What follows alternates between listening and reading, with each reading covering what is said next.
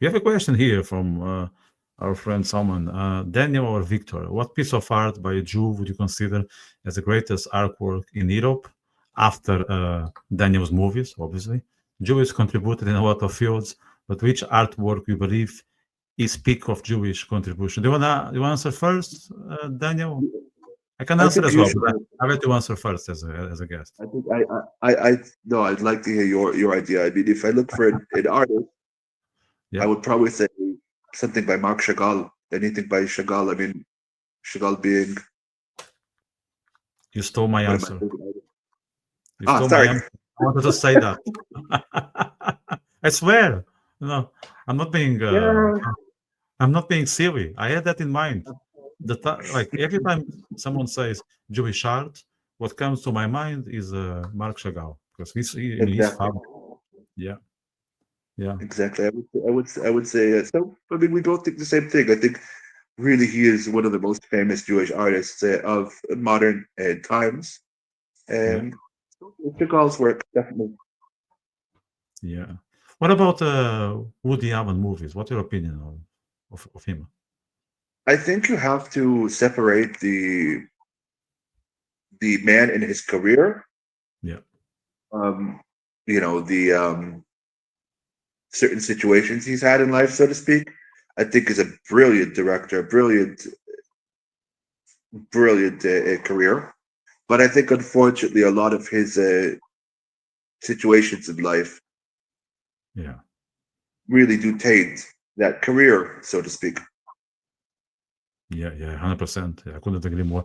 The other, I'm gonna just try to come up with a second answer. The other Jewish artist that I would refer here is a Irishman called Harry Kernoff, about whom I wrote a book.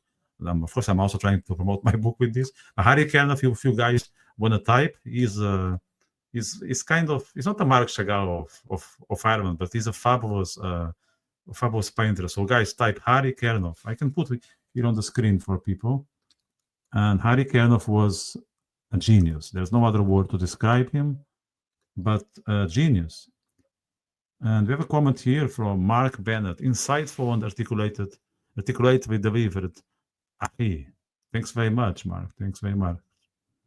Your Um, fellow Irishman, by the way. So I wouldn't. what? Well, your fellow person in Ireland, by the way. It is. Yeah, yeah, yeah, I am. No, I Um, do this. okay. So you did those movies. Are you still active in that space or did you set it aside for a while? So I want to be more active in it, but obviously being here in Europe makes it a little bit harder because, I've got to. I would have to get maybe into the industry in Port. I mean, I don't know how much there is in Portugal, so to speak, but I'm guessing a lot of things are not maybe done in the north. Mostly, maybe they're done in Lisbon. I remember when Ooh, I arrived. that comment can put you in trouble, right? Huh? That comment, if the northern people listen to you,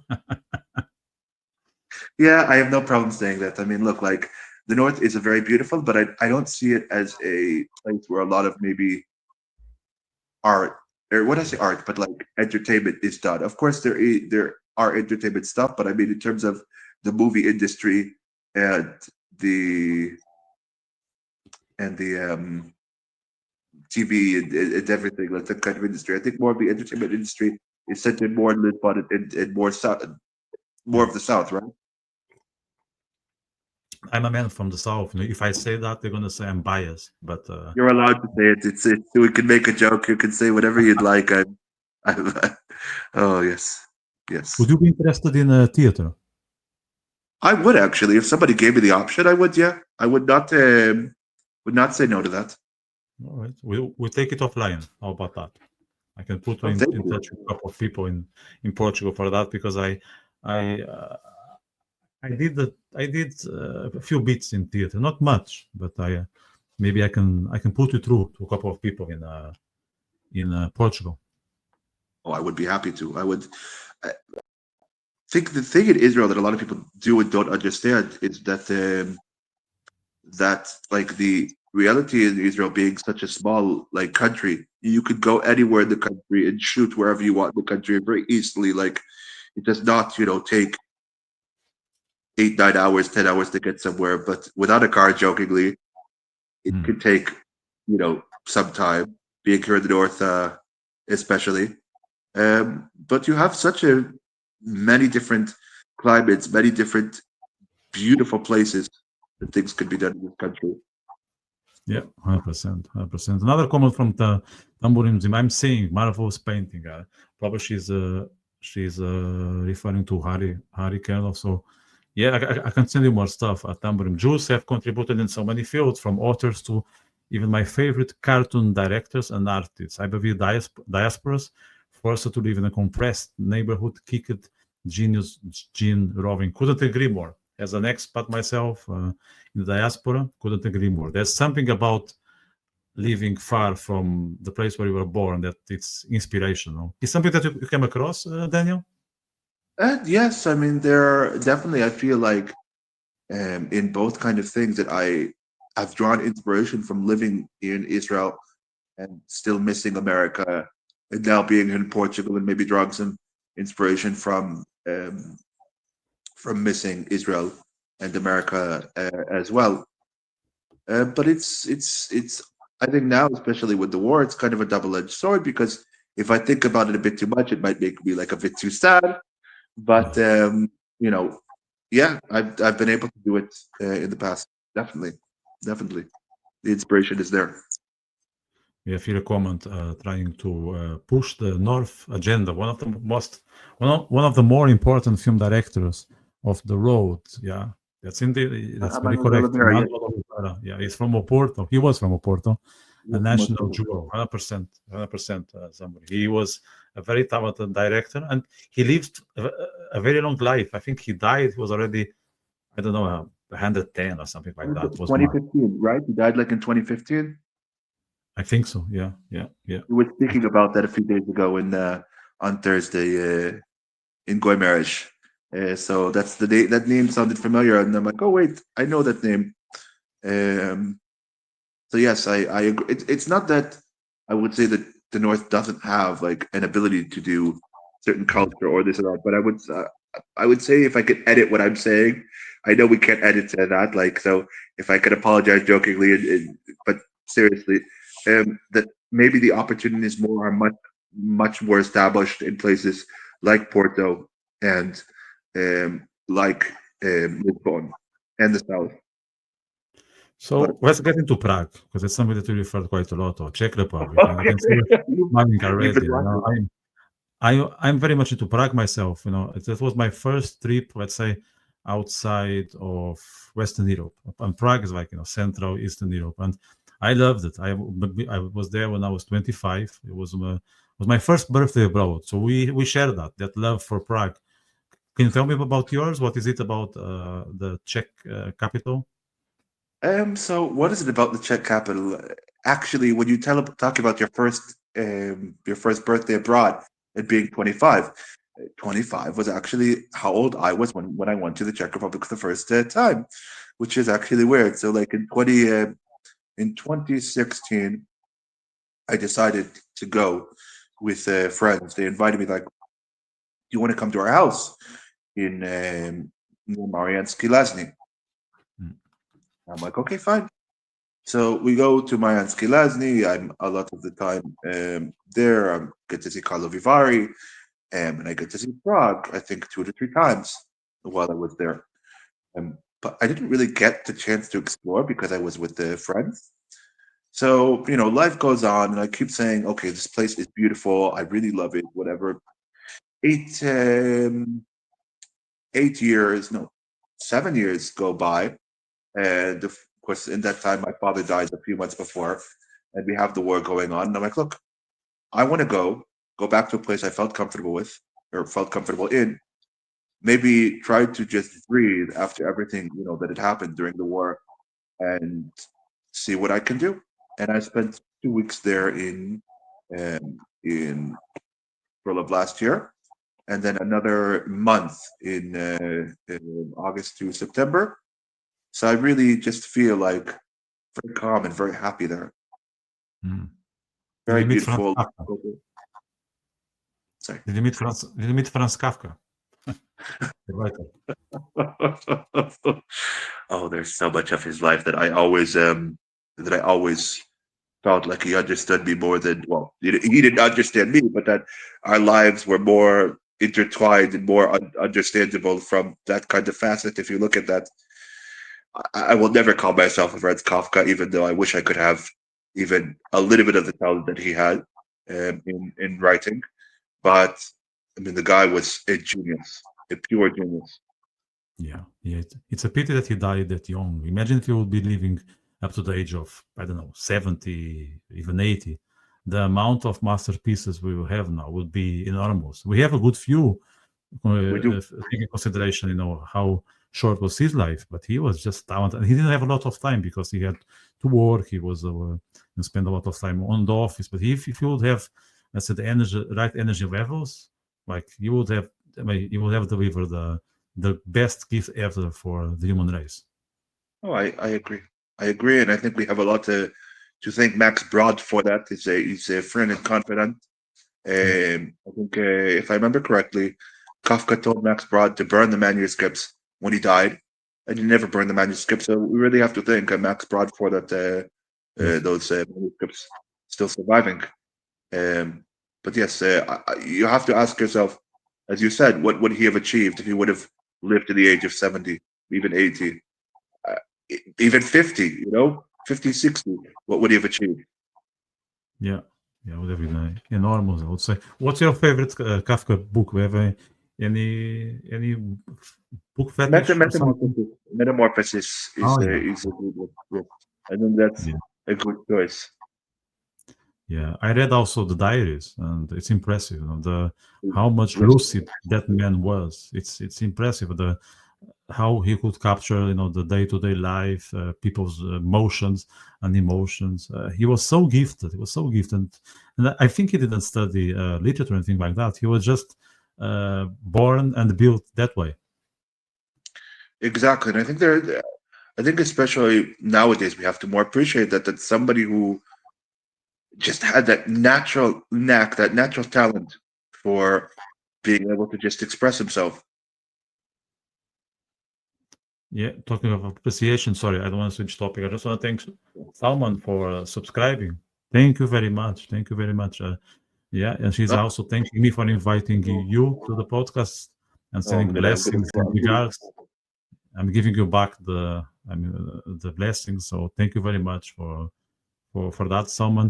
I discuss a lot of Jewish Israeli things in this podcast, and as a matter of fact, on Wednesday we'll be discussing how much Israel stands out in the political scene as a democracy in the Middle East. So if you something that you are into, I'm here pre-announcing. It will be Wednesday, 7 p.m. Portugal Ireland time. So guys, you just do the maths with your own uh, time zone. Um, Let me go back to your artistic life and bring into discussion also what you do in the tech sector. Because how do you find the balance between the two? I think you have to be able to find the balance of what you really want to do in life and what you also realize is going to pay the bills. Tech in Israel is a very good job, but also there is a lot of burnout that people don't want to speak, about in the industry, which Yeah. I really do feel and I really do understand. And if given, the option of working for something, more established or working for a startup, I will never. Well, I don't say I want to. I would never do it, but I feel I could say at this time that working for startups right now would be something I would probably not want to do because too many times will give you stock options and less of a salary. Okay, Yeah. you've got to really believe in what you're doing, uh, and I would hope that things might change one day. But a lot of these places just expect you to take the stock options and not live maybe as well as you might want to.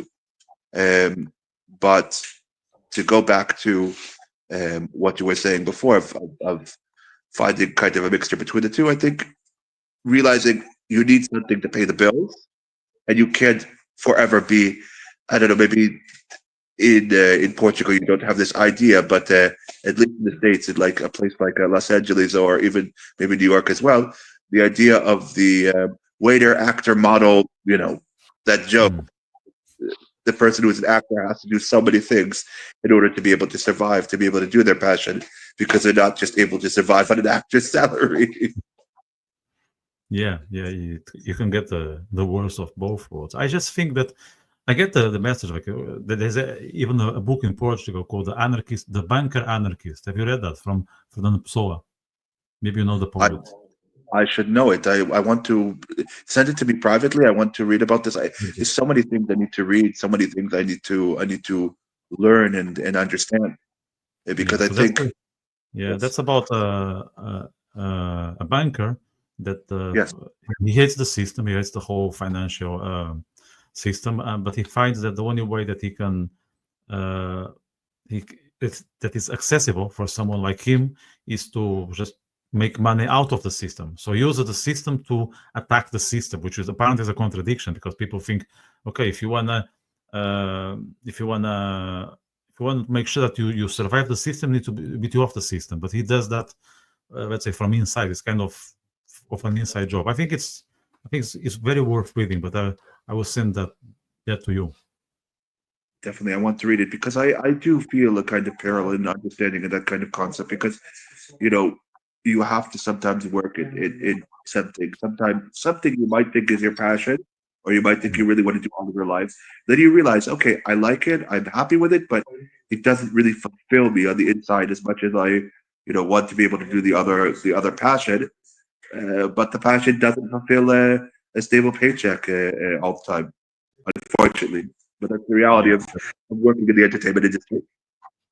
Yeah, that's the artist dilemma now that you want to spend time doing Exactly. your thing, but then you have the physical needs, and this needs to be covered, like it or not. My concern would be if you have a job that is uh, cutthroating and you don't have much energy levels after you close your laptop or whatever you do. Like, how can you still be able to put stamina in building your creative your creative aspect, because most times there's not much left. So how can you protect yourself to make sure that you want to start something that makes sense, you can still do it properly?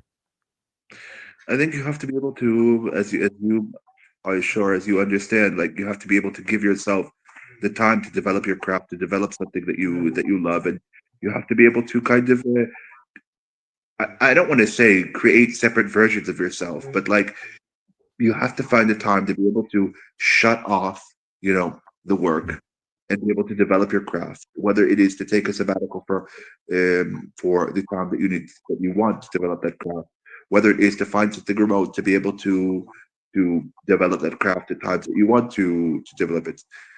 If you want to do something, you will find a way to be able to do it, so to speak.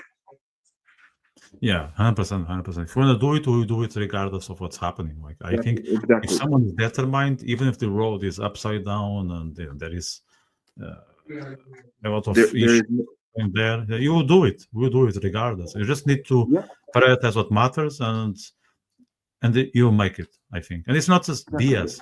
It works like that.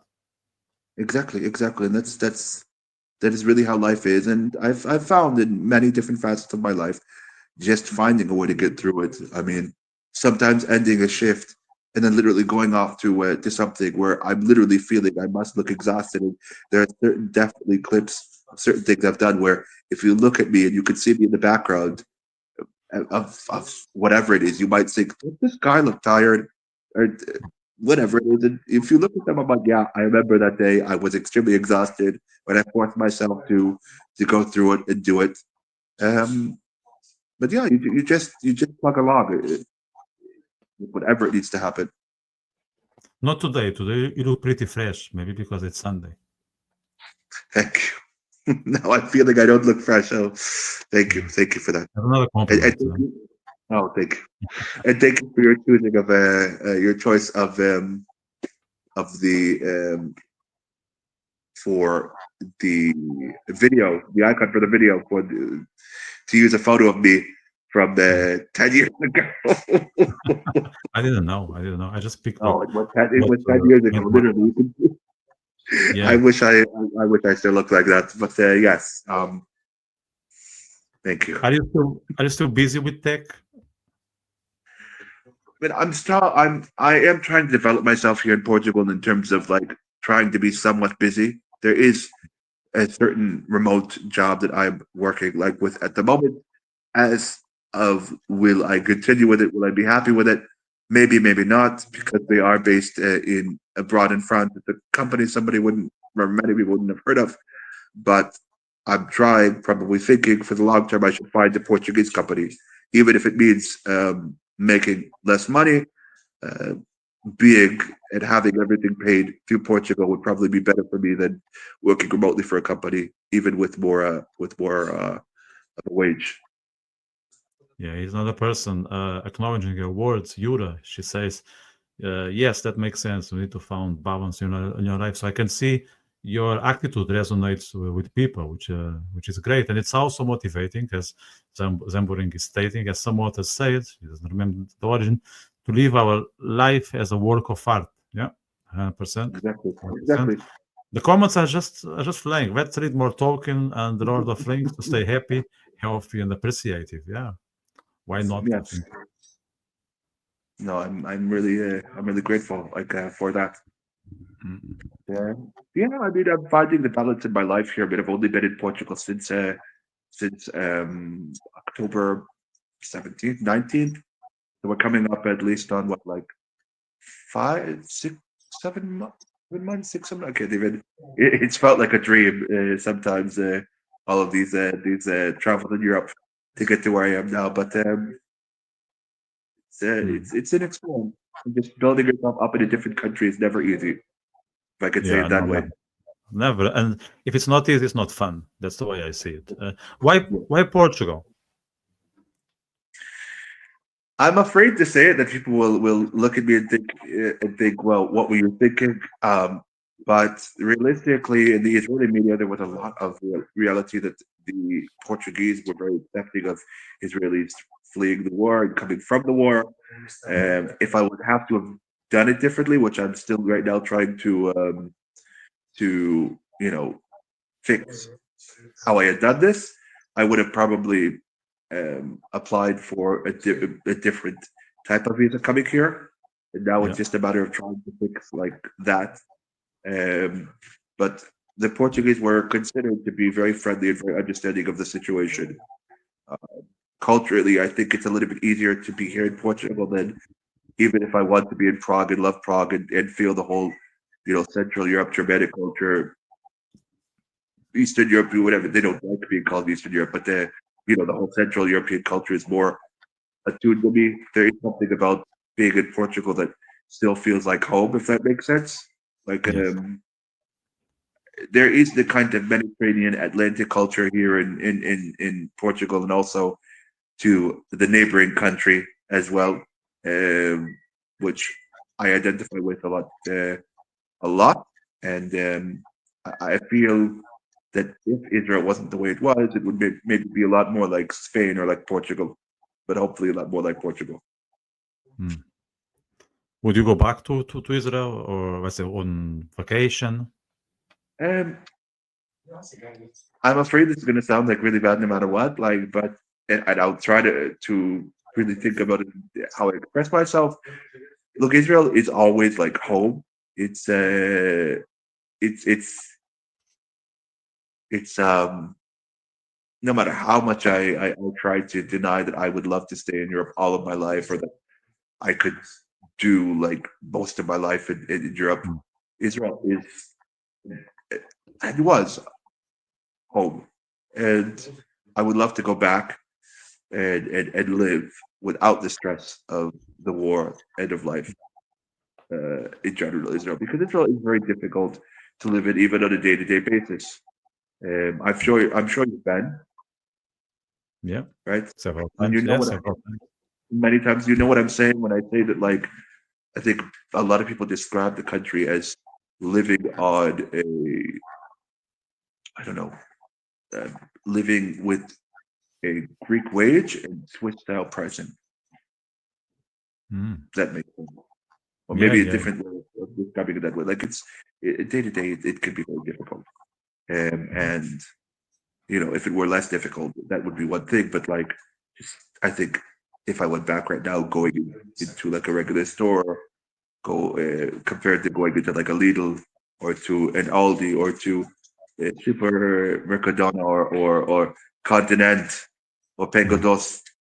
Um, You know them all. and I can see you know them all, the supermarkets, no? We you, could do a separate you know what I'm saying. on Portuguese supermarkets, yeah. Yes. Uh, So like Compliment going now on there, Portuguese people. Historically, Portugal has been a springboard of amazing innovations and attempts at global discoveries.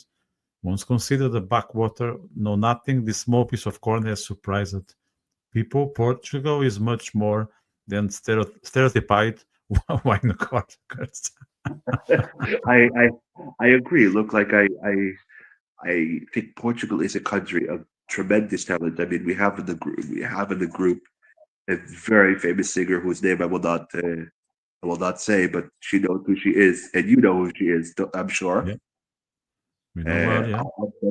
I've been a fan of hers for many years, and just to see that she was like there in that, like, wow. But he's right with what he said. Like, this is a country of so much talent, of so much history, of so much beauty. It has so many benefits. And for people that have never come to Portugal or think of Portugal only as Lisbon and Porto and the Algarve and that, there's so much to see and so much to explore and so much to appreciate about this country. Yeah, yeah, 100%, 100%. I'm actually going to Israel in June for the first week. I'm looking forward. You mentioned about me being in Israel. I'm counting the days. Yeah. You're counting the days. So now that you say that you're going, maybe I'll come back just for that. But we'd have to see what would happen with Ima and whatever if I decided to go back for a little bit. Shout out to Yeah, Ima because everyone knows Ima is amazing. yeah, yeah. There's I'm not always being something. I'm not being sarcastic. Oh yes, I am a little bit. Sorry to No, sorry. that's always something. Yeah, Always something yes. going on. Um, I'll tell you something. Happy to tell you whatever you'd like. yeah, yeah. It's never boring. It's never boring. Let's put it let's put it like that. I Exactly. Let's put wanna it that way. give a shout out to our friend. Let's give a shout out to our good friend because she put us in contact. She has been doing an amazing job on Facebook, and I think it's just a Yes. starting point. She's listening to us. I wanna send her a massive applause for the job she does on the background. She's not. You are not looking for any social recognition or medals, anything like that. She's genuine on Israeli side, which I think it's fantastic. Let me ask you one thing. Why do you think people on the road are anti-Semitic? And they were always anti-Semitic, and it seemed that this sentiment is not going anywhere. Why this special hatred for the Jews? I wish I could really kind of, say it that and really kind of put my finger on it, but I think it really just stems down to, blood libels, to hatred, to things that never really can be stamped out of certain societies. I Hmm. mean, I look at it, and again, I don't mean to bring up the other city as much as I love it so much, like Yeah. Prague. When I came here to um, to Lisbon, and I saw that like just outside of the Campo Pequeño, just all of this hatred, all of this just belief system, and then I compare it to Prague of how you just don't feel the hatred, so to speak. I think a lot of it has to do with how people are or how a society is and how it can be tolerated. I think a lot of it has to do kind of with education too.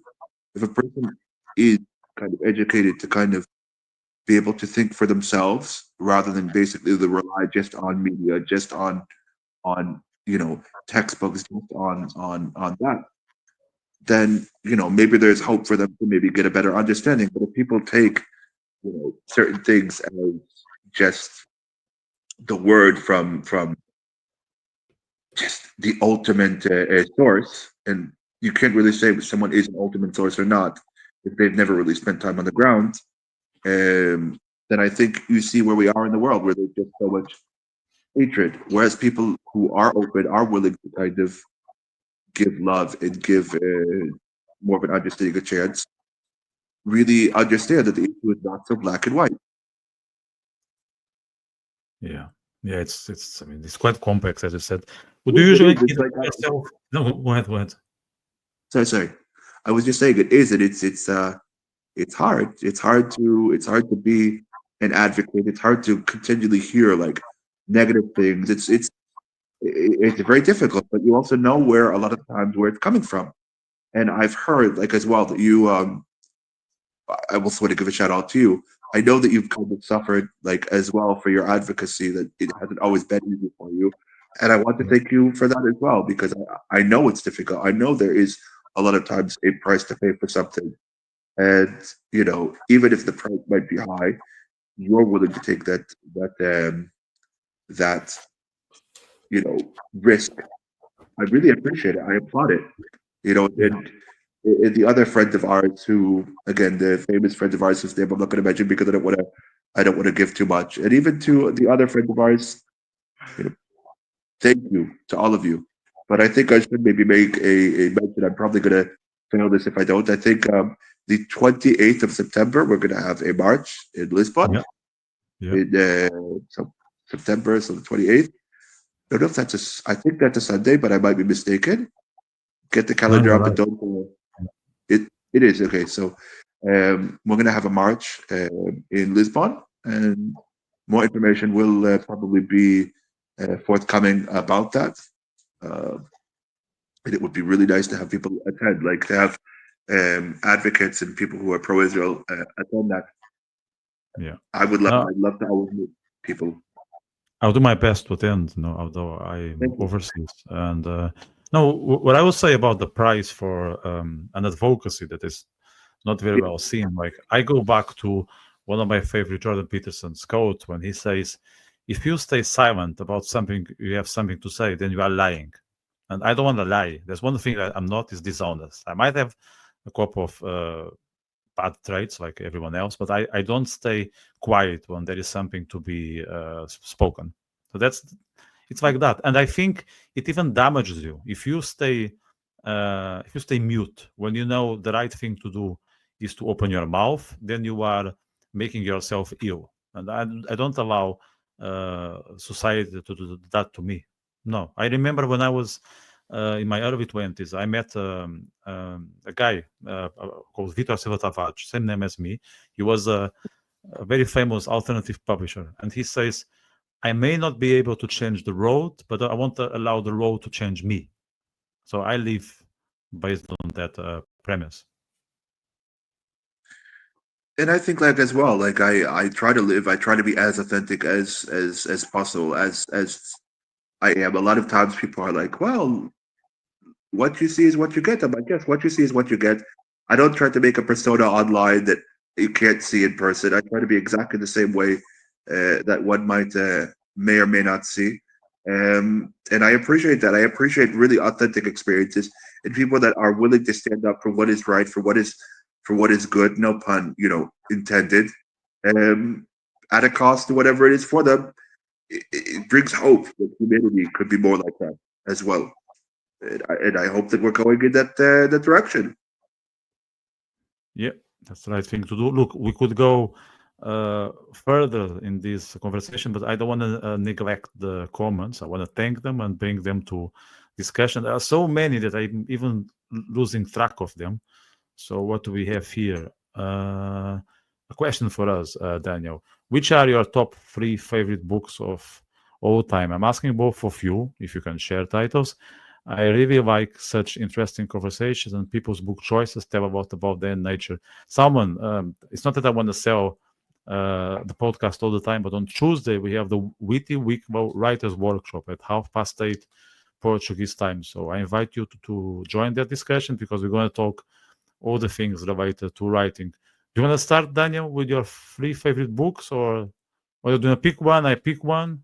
How do you want to do this? Uh, yeah, so let's go. I'll pick one. I'm a very big fan of Jules Verne, and so Jules Verne wrote a book, a Paris, I think, in the 20th century, which I think was only published in French in 1993. It was a 93, 94. It was a lost manuscript, and he kind of got so many things right. He was able to predict the future pretty well.